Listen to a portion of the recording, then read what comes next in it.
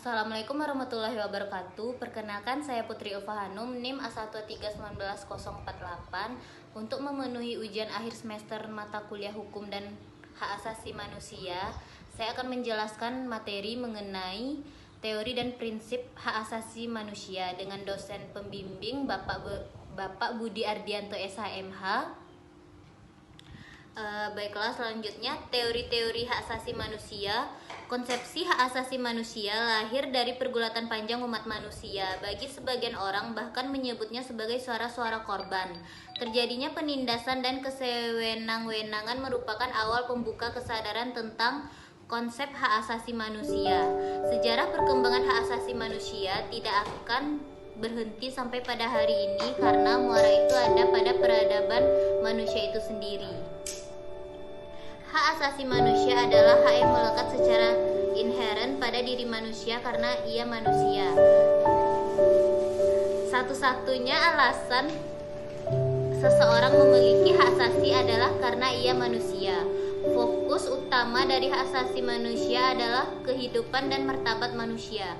Martabat manusia akan terganggu ketika mereka menjadi korban pelecehan seksual, penyiksaan, perbudakan, termasuk jika hidup tanpa kecukupan pangan, sandang, dan perumahan. Asal-usul gagasan mengenai hak asasi manusia dapat diruntut kembali sampai jauh ke belakang hingga ke zaman kuno dengan filsafat Stoika hingga ke zaman modern.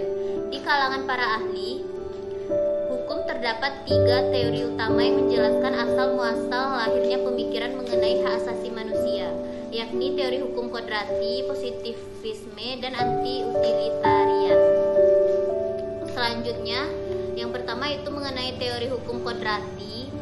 Pemikiran yang kemudian melahirkan teori hukum kodrati tidak lepas dari pengaruh tulisan Santo Thomas Aquinas.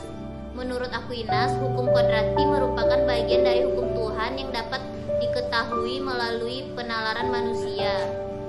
Selanjutnya itu mengenai teori positivisme atau utilitarian, gagasan hak asasi manusia yang mendasarkan pada pandangan hukum kodrati. Terdapat tantangan serius pada abad ke-19, ialah Edmund Burke, seorang kebangsaan Irlandia yang resah akan revolusi Prancis yang mempropagandakan rekan yang menakutkan mengenai persamaan manusia. Selanjutnya yaitu teori keadilan. Teori keadilan lahir dari kritik terhadap teori positivisme. Tokoh yang mengembangkan teori ini ialah Ronald Dworkin dan John Rawls. Teori Dworkin sangat mendasarkan pada kewajiban untuk memperlakukan warganya secara sama yang diemban negara. Tentunya nilai-nilai moral, kekuasaan, atau menggunakan pendasaran lainnya sebagai alasan untuk mengesampingkan hak asasi manusia kecuali prinsip perlakuan sama itu sendiri. Nah, yang selanjutnya itu mengenai prinsip-prinsip hak asasi manusia.